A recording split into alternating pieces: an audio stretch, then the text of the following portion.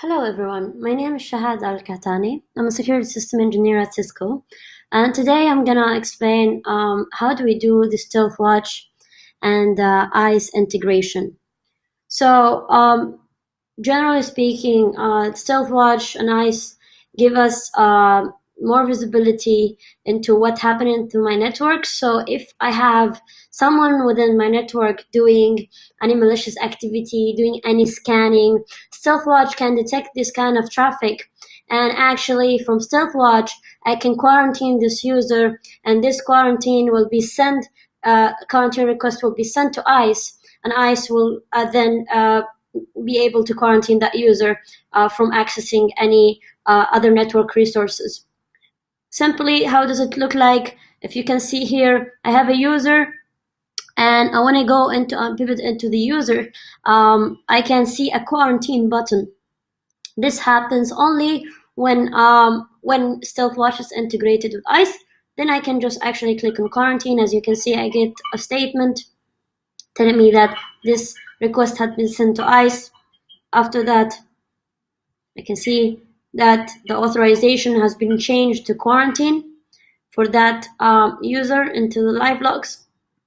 If I go back and change that to unquarantine, this also can be sent again to ISE, and then ISE will also change that, change of authorization, and basically permit the access again. Now, something to keep in mind in the integration, we have 3 ways of integrating ISE and Stealthwatch. Sorry.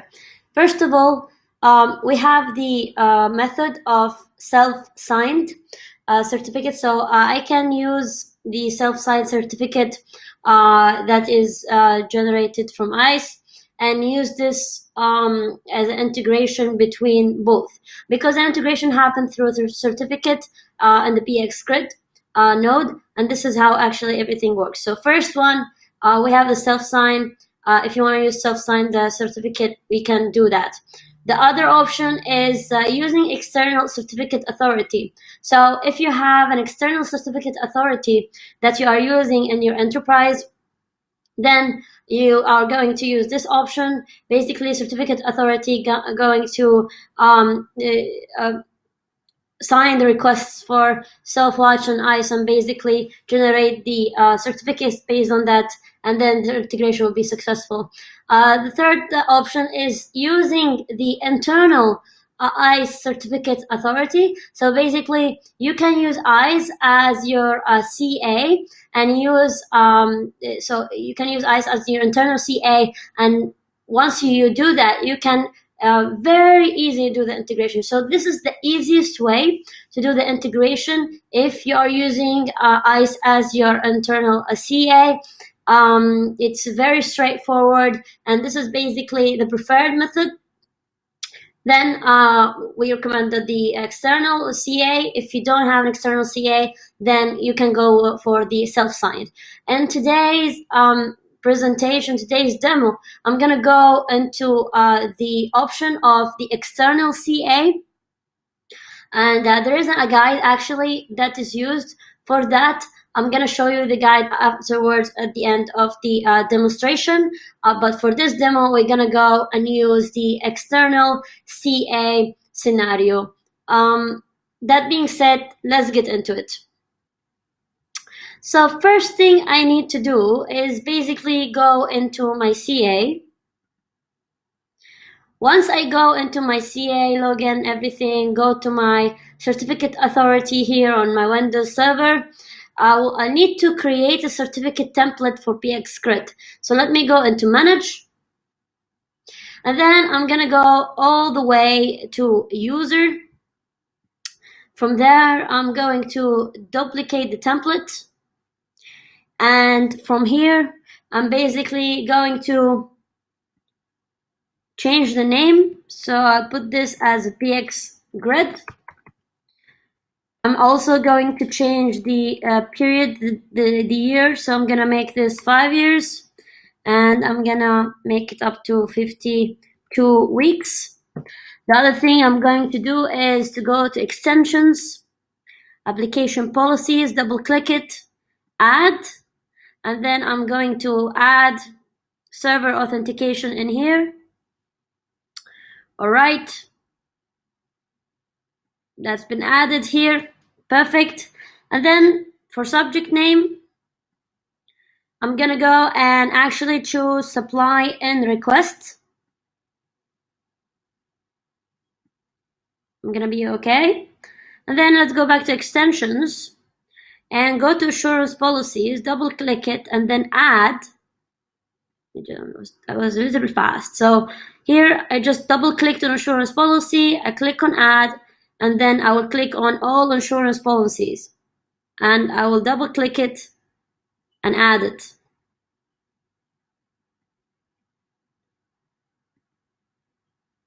Okay, so it is added here. Then we're gonna go to request handling, and we'll keep it actually as is. After I finish, I'm gonna click OK, and then save the certificate. I've already created that for sake of saving time. So you can see my certificate here. That's the one that I've created with the settings that I've specified. The other thing that I need to go and do is basically go to my certificate template and do new certificate template to issue, and then choose the PX grid certificate from here. Because I already chose it, it's not showing, but what you need to do is basically come here, choose, you will see the PX grid certificate, choose that, click OK, and then you will see your PX grid certificate being loaded into the certificate to use. So that's the first part, which is done on the Windows server. Now, what I need to do is go into ISE. So let me go into ISE. And on ISE, I'm gonna go into certificates. And what I'm gonna do now is basically, I need to generate a certificate signing request. So I'm gonna assume, because you're using a CA, external CA in your environment, I'm assuming that you've already done the administrative, the admin signing. So you've signed the certificate for the admin use or for any other use. This is only for the PX grid. Okay, so what I'm doing is going to generate a certificate sign request for PX grid. So we're gonna choose our usage here to PX grid. Actually, before I'm gonna do that, out of my certificate, system certificate, just gonna copy paste my DNS name, because I'm gonna use it later.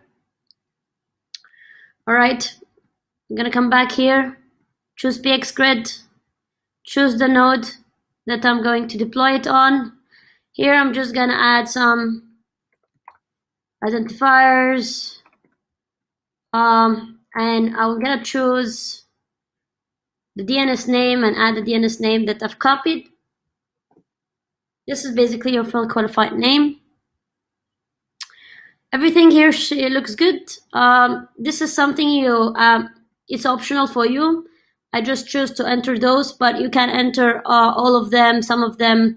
The more information, the better, of course. So then I'm gonna generate the certificate signer request. As you can see, this is generated now.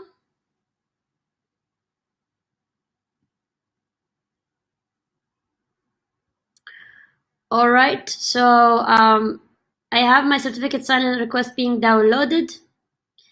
Then I'm actually going to go to my CA, and I'm gonna request this certificate to be signed. So basically, once I land on my certificate in my CA, I'm gonna go and ask for requesting a certificate.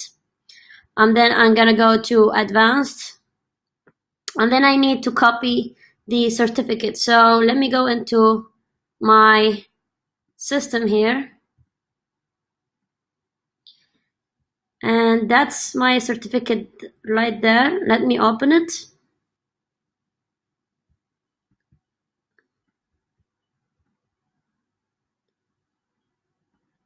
So I'm gonna open it with Word.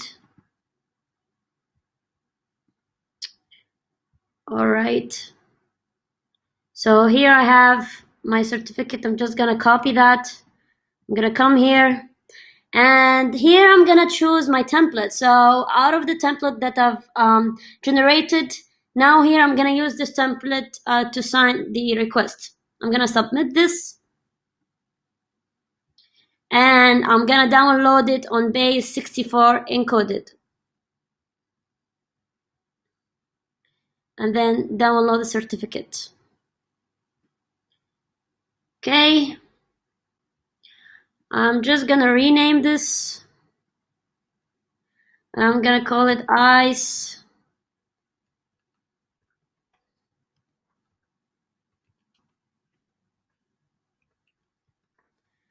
signed cert. Okay, and then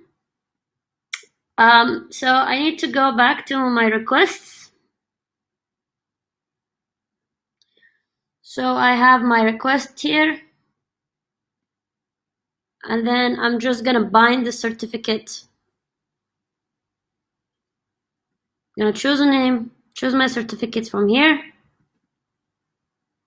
It's used for PX grid. I'm gonna name it PX grid for consistency. And then I'm gonna submit that.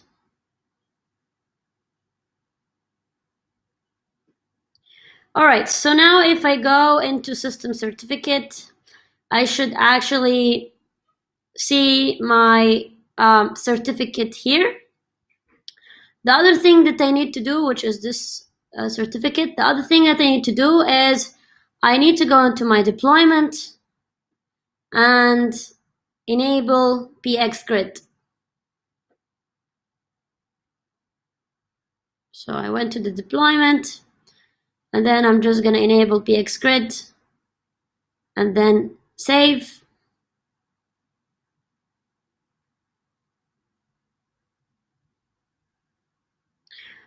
All right, so I've done that. Now the other thing that I need to do is basically I need to go on my machine and generating the Stealthwatch certificate. Let me go here.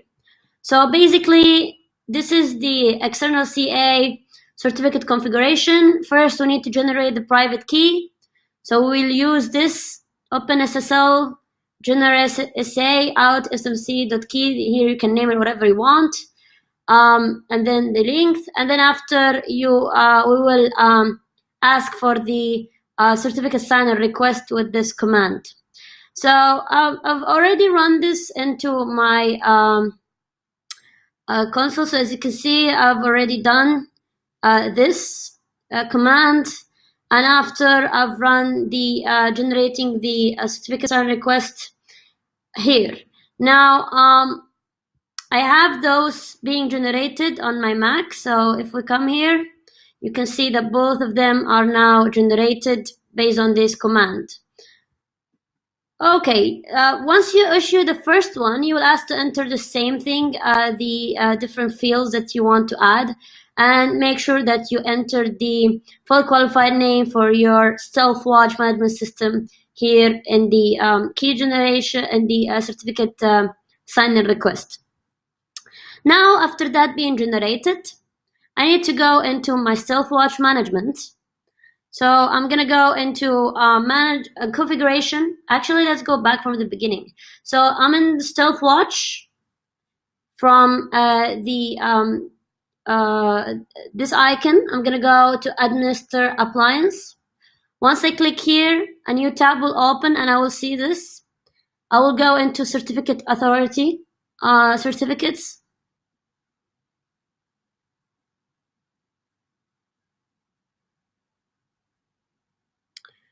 All right, and then I need to add the certificate that I have signed. So actually, what I need to do before that is to, so here I actually need to add the certificate that we signed by ISE.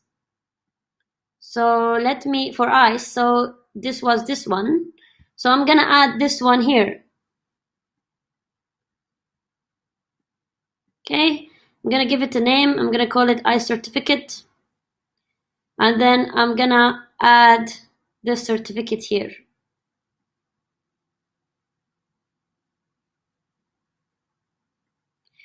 Now I've seen that the certificate has been added. What I need to do is basically send a certificate signing request for this CSR. So I will go again to my CA. So I'm gonna go to my CA and I'm gonna say advanced certificate request. I'll get, and then I'm gonna take this one, the certificate request that I have generated from the commands. Let me open that one. Okay, I'm gonna open it, copy it, add it here, then same px grid, and then submit. And I'm gonna download this base 64 encoded. So I've already downloaded this and done it. So now what I need to do is actually I've downloaded it and I've named it already. As you can see, this is the signed Stealthwatch certificate. All right, now what we need to do is to actually have this certificate in ISE. So we go to configuration, SSL certificate,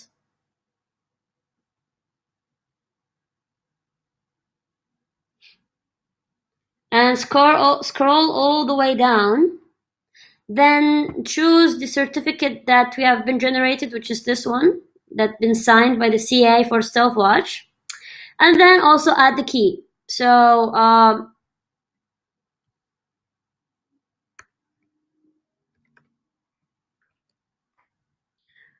that's the key here.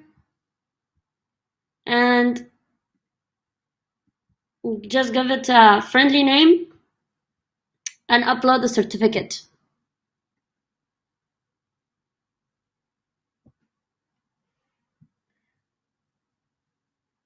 All right, so now I can see that the certificate has been generated. Let me just go ahead and go to my px services. I'm just gonna delete this because it's from previous integrations. All right, now back to our Stealthwatch. So we already add the certificate, authority certificate, and the SSL client certificate.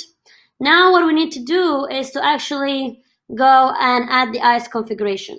Okay, so what we need to do is go into deploy and then Cisco ISE configuration. All right, and then add new configuration. So I'm gonna name this ISE. I'm gonna select the certificate that I've already used, and I'm gonna add the IP address of my ISE server. And I'm gonna choose a name for the integration, the username that the PX grid is going to use. So this is gonna be something you choose, and then I'm gonna save that. Let's go back to our identity service engine now. Let's try to refresh. Might take some time.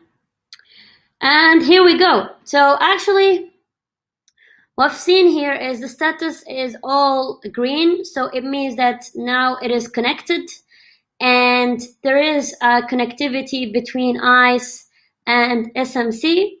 And actually, if I click on that, I can see the different capability that is supported by that, which is the endpoint protection services, session dictionary. These are actually what enable me to do the quarantine from ISE, from Stealthwatch. So when I go to Stealthwatch, I should be able to actually quarantine users if I see malicious activity happening with them. Now for the last part, where actually can we find the link to the ISE Stealthwatch integration? So basically, if you just go on Google and start doing ISE,